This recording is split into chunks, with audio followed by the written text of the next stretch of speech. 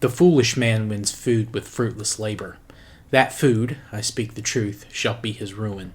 He feeds no trusty friend, no man to love him. All guilt is he who eats with no partaker. Rig Veda, Mandela 10. Welcome to this week's episode of Warfare, Advancement, and Revisionism. My name is Preston Floyd, and as always, I'm your host. I'd like to thank everyone for joining me this week. I appreciate the support. If you're a newcomer, welcome. I hope you will enjoy this episode and we'll peruse our backlog. And if you're a returning viewer, thank you always. As always, I really appreciate your continued support. Please be sure to like, download, subscribe, share, etc., what have you, for this episode, so the show can continue to grow. This week, we will probably be finishing up our coverage of the Indian subcontinent between 6 and 4000 BCE, whichever you prefer. And we will maybe also be moving into Southeast Asia. There's a little bit of overlap between this part of India that we're going to be discussing and our next area. So this might be kind of a full finale, but it might be we're going to leave one or two pockets open to move into for the next region. We'll just kind of see how long this episode goes for the last little topics I wanted to cover. Before that, though, I did want to go back because I forgot to cover one topic when we were discussing the sites along the Indus and in Baluchistan.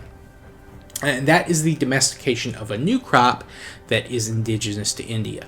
I forgot to bring it up at the time, and I also forgot when I mentioned the possibility of black pepper being domesticated in southern India during this season. And that is a variety of millet known as Panicum sumatrense, or sumatrense. I'm not sure what's the correct pronunciation, but it's also known as little millet. And I think this is probably the third or fourth variety of millet that was domesticated.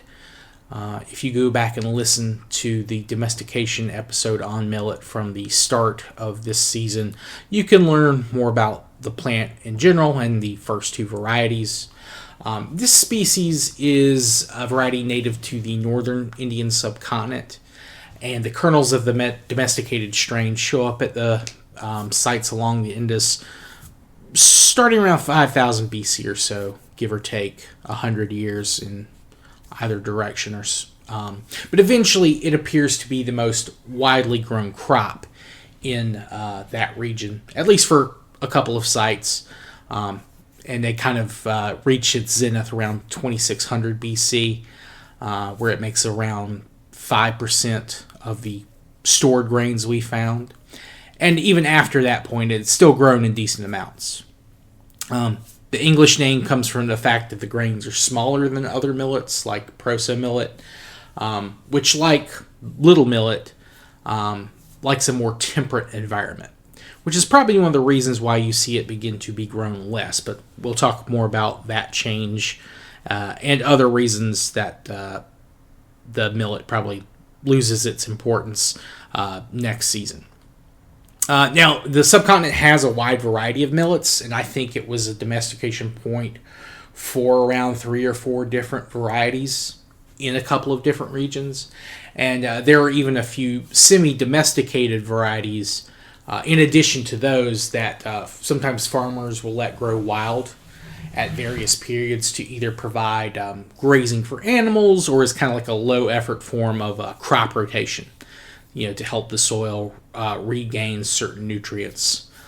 So, when they replant other crops, they'll have higher yields.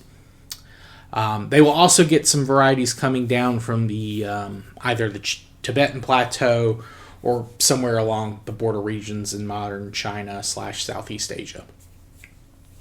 And to that end, I do want to kind of clarify one point I made about agriculture spread and sites in this part of the subcontinent. I know I said they were probably like their neighbors to the south, and probably in that early horticulture stage of experimentation and learning agriculture, which is going to be one of the big things we talk about this week. And I kind of fell into the trap when I was talking about the subject, I was mainly focused on sites using crops coming in from Western Asia. Now, there is little to no evidence of those domesticates getting this far. However, there is evidence of agricultural spread coming from the north and the east, at least along the Ganges and Brahmaputra areas, at least a few small sites. None have been found in the areas around Shiva's tresses or what's now Bhutan and Nepal, though. Though again, this doesn't preclude other groups practicing, early horticulture or already being in the process of starting their own domestication process.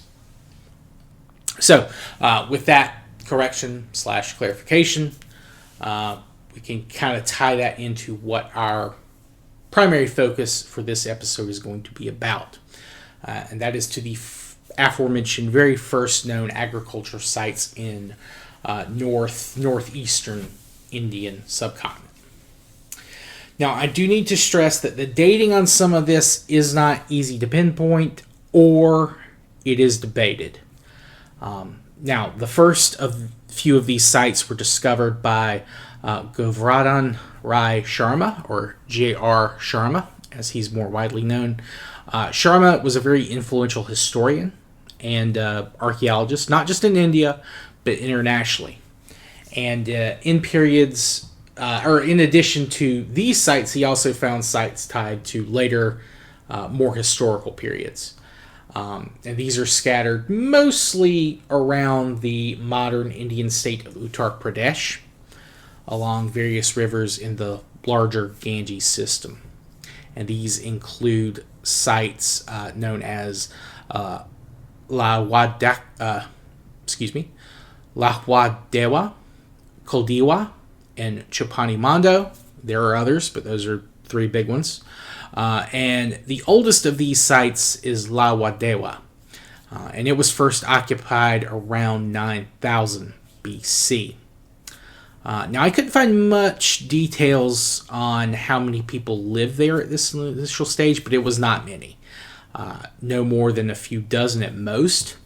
And it appears that it was abandoned and reoccupied either on a seasonal basis, or maybe they would live there for a year or two, they'd leave, stay away for a couple of years, come back. So this is a very early, semi-permanent hunter-gatherer site at this stage. Now, around 7000 BC, give or take maybe 500 years or so, there is now evidence of rice and pottery. Now, the rice that is found there, this is one of those really debated points.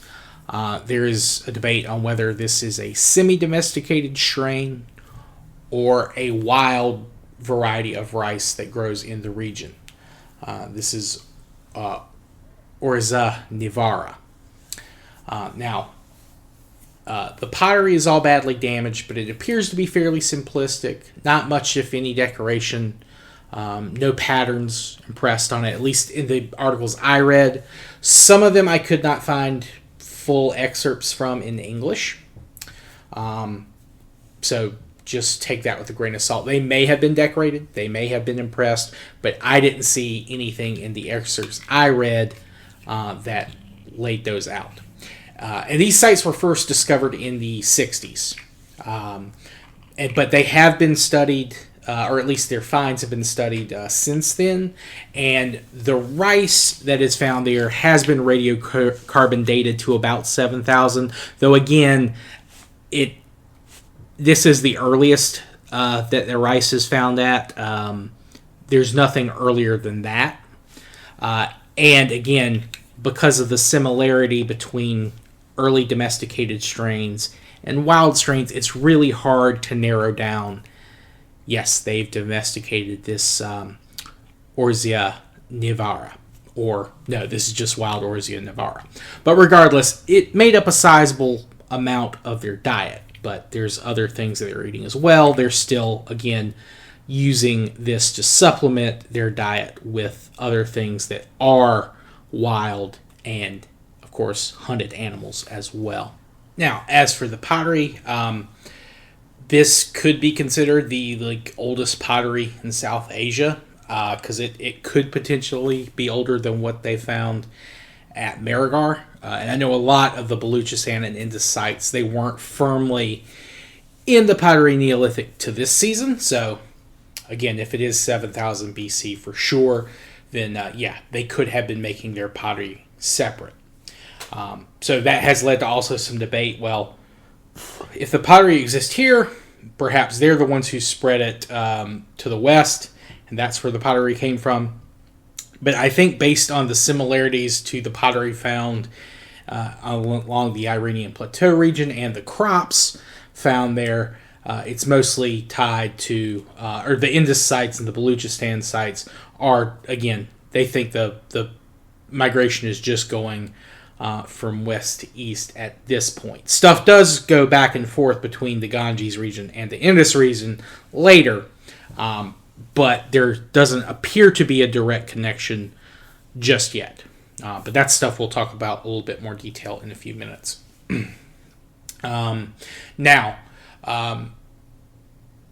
it's possible that this pottery was either a local innovation or it's being brought in by people from the Northeast or traded from the people of the Northeast, and then the people along the Ganges learn to make it on their own, or they're just continually trading for it. Who knows? But I have a feeling that they're at least making pottery at some level on their own, though how much, it's hard to say with the numbers of people they have. I can't really get, again, I don't really see the numbers increasing, at least in terms of what the literature says. It's possible it is. It's possible they had more surplus labor and time to make their own pottery. But the question is, did they have enough to make as much as they needed? I have a feeling they're making some of their own and they're trading for some of their own as well. Now, the site of Koldiwa also shows evidence of independent animal control, and so possibly domestication. And this might have been where the Bos Indicus or the Zebu cattle was first domesticated, or at least where they started to domesticate it. And then you get these later, next season, you get the cattle coming in from the west, and then you kind of crossbreed the two strains. That could be an early point where this happened, but again, hard to say based on the evidence that we have from this season. There are also a lot of local varieties of wild ungulates, deer, ongers, or asses, that they could have been trying to domesticate as well. Wild pigs, also, this is a region where early pig domestication could have happened. And there's also another thing, that there have been claims that they have also had found wild horse tracks in these same kind of corralled areas, and they've also found potentially horse bones in the same area. Now, this has not been widely accepted outside of a few people who are serious scholars, and then there are also certain nationalistic groups, for reasons we will discuss in later episodes, that don't really accept that they domesticated the horse. Now, what I will say on it here and now is that there were a lot of different wild horse species spread all throughout Asia and Europe. Most of these were hunted to extinction either prior to or just before this season started. In Europe especially. I think the horse is fully extinct in Europe at this point. That said, if these horses were domesticated in this part of India, something happened to these herds, and they were either all, hunted out or killed and eaten, or they had some kind of disease or something, and they all died out. Because all modern horses are descended from herds that were first domesticated somewhere along the Eurasian steppe, and we'll be talking about that later this season.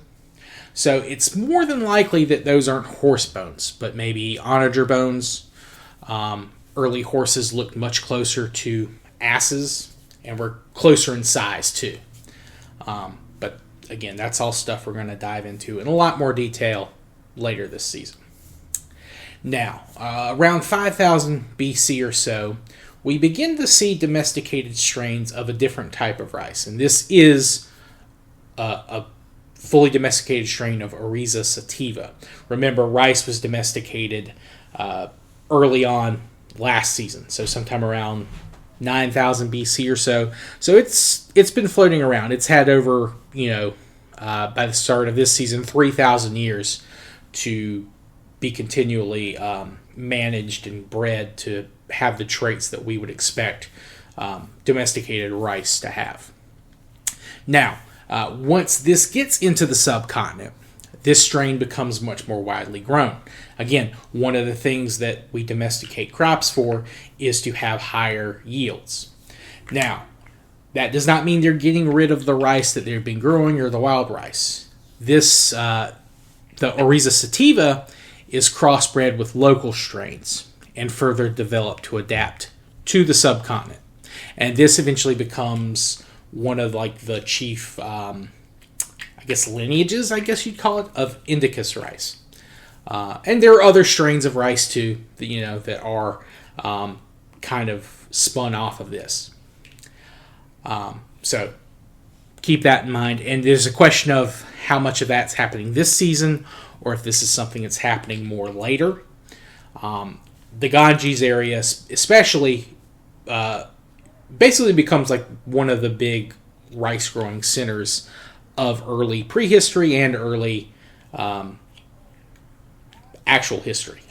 Remember, in China, at least as we would think of it as part of being the Han Chinese area, rice doesn't become the primary crop until later. Originally, they're focused more on millet. Rice becomes much more important to their diet and productions later down the line. So the Ganges is actually probably the rice growing center of the world for quite a while. Now, going back to the sites themselves, again, I couldn't find much detail about them. There have been, there's been continuous work since the 60s. So, there have been people that have gone back and studied them. Some of these articles are not in English. I've tried to use some translation as I can, but just trying to find highlights to talk about has been very difficult. That being said, it doesn't appear like they get much larger during the course of this season. They do get a little larger, so we're going from a couple of dozen to maybe a dozen, sometimes up to maybe a couple of hundred people. Now, what you do see is, as time goes on, so around 4,000 or so, more and more of these little towns and villages begin to pop up. But none of them get as near as big to the size of, say, Marigar or the other sites along the Indus and Baluchistan. Now, next season, as we begin to see rice spread east, we see rice spread west, and wheat and other crops move east, and they have a wider variety of crops to grow and to supplement their rice diets, their sizes begin to grow as well. But it's still a little while before they try and found any large-scale cities in this region. They're probably more content to have these smaller communities. But that's all stuff to cover in the future. So that's kind of the highlights of the couple of archaeological sites where agriculture is practiced. But you got to remember, most of the people living in the area are not agriculturalists. They may practice a small amount of horticulture, but most people are still just traditional hunter and gatherers. And then again, this is a great region for it. There's a lot of wild game, fish, the animals that they may have been trying to domesticate. There's way more wild varieties out there too. So, of course, as time goes on and you need less labor to grow more food via agriculture, you'll begin to see that shift. But it never goes away, at least until fairly recently. And even then, there are still outlier cases where that's not necessarily happening. But that's all stuff we'll cover for later. Now, let's go ahead and I think we will be able to go ahead and finish up this last little section. and that is in regards to kind of tying back into maybe who is living here, languages, all that kind of stuff. Now, we talked about language isolates in certain parts of the subcontinent a couple episodes ago, but there are still a couple that we have not talked about. And some of these aren't so much isolates, but they are minority languages, we'll say. And I'll explain why something similar to these languages may have been spoken. But it's also important to realize that there are probably several languages that are completely lost through either, people adapting to other influences, either through agriculture, trade, what have you, or just out and out conquest, subjugation, all that kind of stuff I'm sure has happened as well. But we do know in this kind of northeast section, there's also a language known as Kusunda. Now this is a very small language isolate, and I think most of the speakers for this, in fact, they may all be in Nepal now. But at one point, it was more widely spoken, kind of on the the fringes, the border region between Nepal and India. I think today there are fewer than, I think it's fewer than 300 Kusunda speaking peoples, and I don't know how many of them still speak the language. And I know that this language is considered critically endangered, and it's probably going to go extinct, minus what we've been able to record. And I think most of the Kusunda people have intermarried with other neighboring groups. So they're kind of all integrated at this point with other societies, which is kind of one of those things that we talked about, or I just brought up, I should say. But this was a tribe. They were former hunter-gatherers. Again, I talked about how some hunter-gathering lifestyles persisted. They would carry out what's known as silent trade. Essentially, they would hunt deer, things like that, other large animals, and they would actually just leave it on a farmer's property, and they would expect, some type of gift exchange in return, usually of, crops or things like that. But that is one language isolate, so it's possible that some proto-version of Kusunda was spoken in the region by some groups of hunter-gatherers, and they persisted, with over time their population dwindling down once, hunting-gathering was no longer viable, or they, integrated into one of these various farmer societies that they were heavily involved with trade with. So that is one of the language isolates, or I guess that is the language isolate of this region. Now, these aren't so much language isolates, but we do know that other languages do come into India from the east, and it's very possible that ancestors of the people who came into India from the east, in more recent times, were living in India. Maybe they went back and forth through the region, or maybe they had a shared common ancestor, and some other group moved into India, another group stayed in the regions that these people are more closely associated with, and then they developed differently. I'm of course one of the big examples of this may be the Adamanese people, or the Adaman peoples. These are the peoples who first colonized the Andaman Islands and the Nicobar Islands that are part of India today. I think the North Sentinel Island, these peoples, that uncontacted tribe that always comes up in the news every so often when some idiot tries to contact them, despite the fact that they will defend their island very ferociously. Understandably so.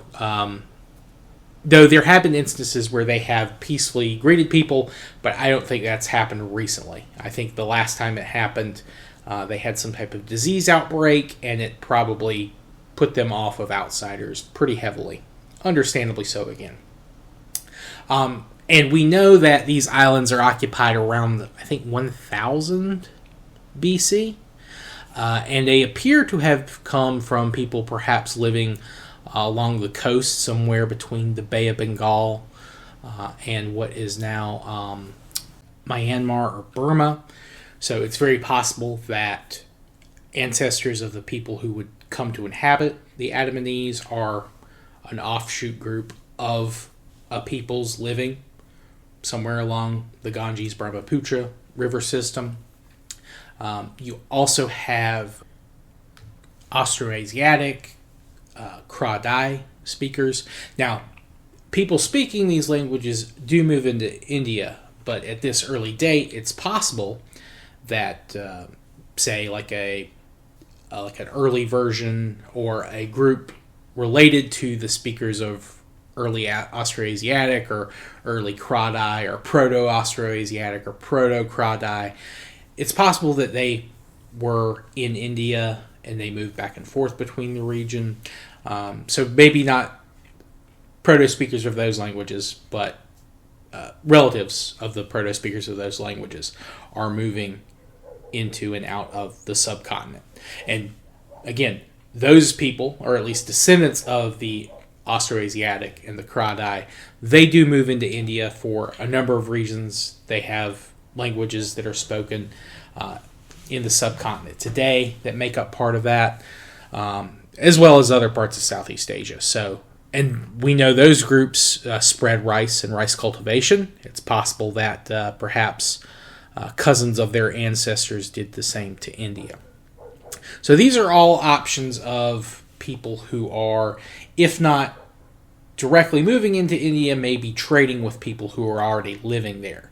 And perhaps they're the ones that help spread the domesticated rice that the locals then use to crossbreed with their local varieties, or something along those lines. But that's all speculation.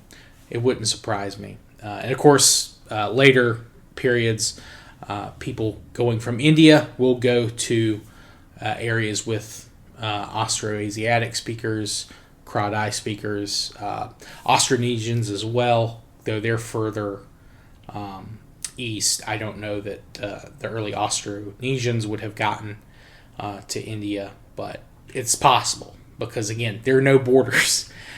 You're just, you're kind of moving as you need to, and if there's, for some reason, someone's not where you're moving to, it's a good spot to be.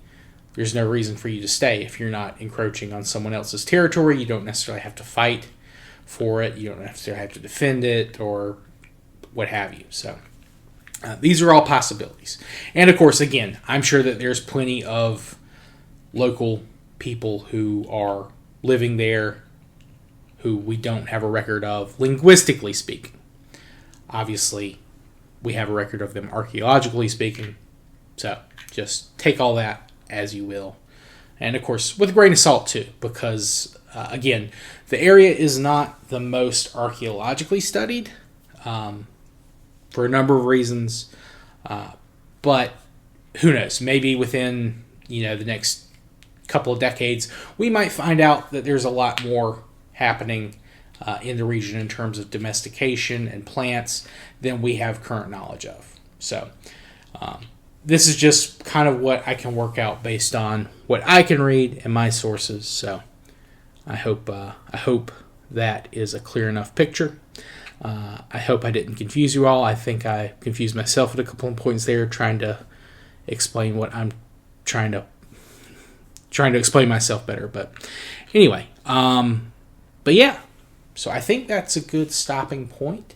Next week we will be moving into Southeast Asia, where we will be talking about the ancestors of the Austroasiatic and the Kra-Dai people, and about their languages. So there's, again, those languages may not exist just yet. The family or the proto branches are probably just starting to grow, at least in the case of Austroasiatic. But that's debated. We'll talk about that. That's going to be next week's primary topic.